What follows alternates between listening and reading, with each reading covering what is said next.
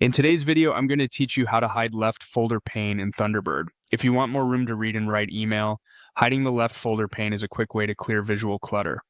That pane is the column that lists your accounts and folders like inbox, drafts, and sent. We'll hide it using Thunderbird's built-in view settings, and you can bring it back just as easily.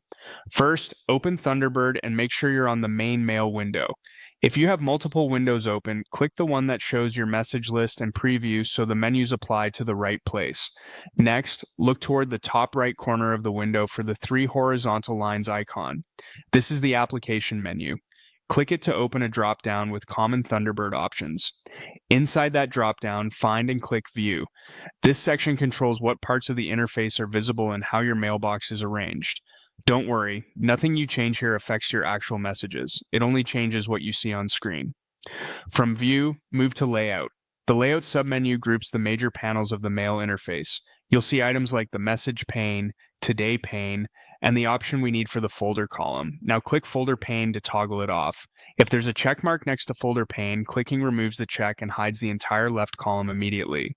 Your message list and reading area will expand to use the extra space, which is great on smaller screens or when you want a distraction-free view. If you decide you want the folders back, repeat the same path. Open the three-line menu, choose View, go to Layout, and click Folder pane again to re-enable it.